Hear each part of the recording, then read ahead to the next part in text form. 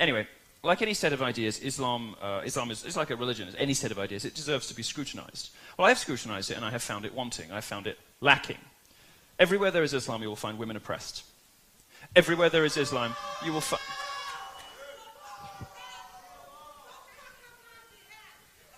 You're wearing a hijab in the United States of America. What is wrong with you?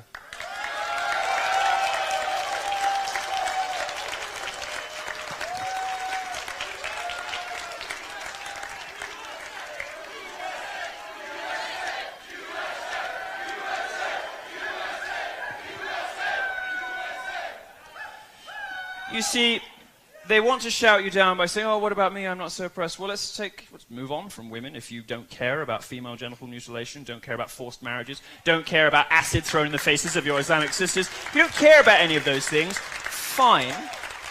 Let's talk about gays instead. In 12 Islamic countries, I could be killed for my sexuality. Is that okay? 100 million people live in countries where it is illegal to be homosexual. All of those countries are Islamic. This is not an ISIS thing. You know, you will see gays being thrown off the roof in ISIS-controlled territories. But this has nothing to do with terrorism. This is mainstream Muslim culture. Your religion does it everywhere your religion exists. It is a threat, an existential threat to gay people.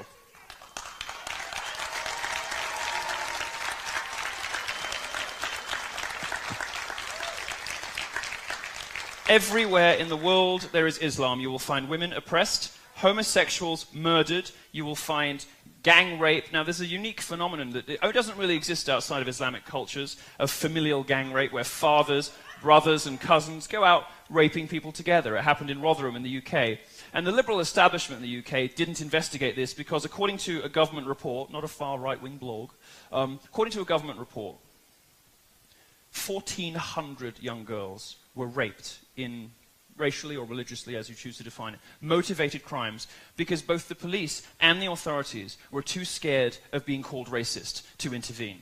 And this pattern repeats itself everywhere there is mass Muslim immigration.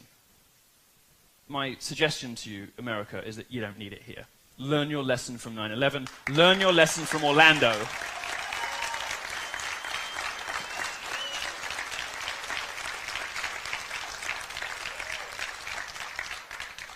These socially regressive, see, they walk out when they don't like the facts. These socially regressive attitudes,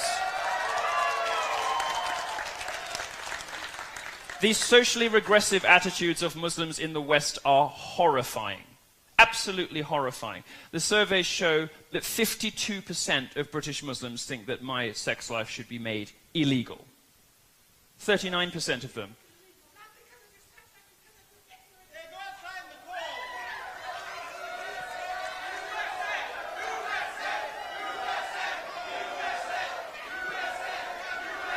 Why are you leaving? Why are you leaving? Don't you want to talk about numbers? Are you embarrassed? Are you embarrassed? Are you embarrassed of the hateful culture that surrounds your religion, that oppresses women and murders homosexuals and commits unspeakable acts of terrorism? Are you ashamed of it? Would you like to talk to us about why there's no global Muslim peace movement? Because I hear lots of very upset people at my talks complaining about statistics they can't refute. I don't hear a lot of Muslims standing up against terrorism. Or whether it is some of the Islamic hate crime hoaxes we've been seeing more recently. And these happen with alarming frequency. In fact, I've struggled to find, my research team has struggled to find a supposed hate crime against Muslims on an American college campus that did not turn out to be fake. I'll tell you about some of them. One student at the University of Louisiana admitted her attack was completely fabricated. She made the whole thing up because Trump supporters attacking a Muslim woman is simply believable to liberals fed a steady diet of hate by fake news. This is a rare instance of the lying media actually admitting that one of its cherished hate crimes was a hoax. Normally they just move on quickly and never mention it again. Yasmin Sawi, just 18 years old in New York City, made up a similar story. She said 3 men called her a terrorist and attacked her, telling her to get out of the country. Again, it was fake. But you won't read the corrections, you only read the outrage. And here's a brand new one that can't be blamed on Trump supporters because it took place in Austria. A 14-year-old girl claimed she was attacked and that evil white men tried to rip off her hijab on a train. The police revealed it to be a complete fabrication as well. and a little closer to home. Oh, we're still having trouble at the back. 3 down. 3 down. I think if you take the second left, the airport is just Actually, no, we don't want them there, do we?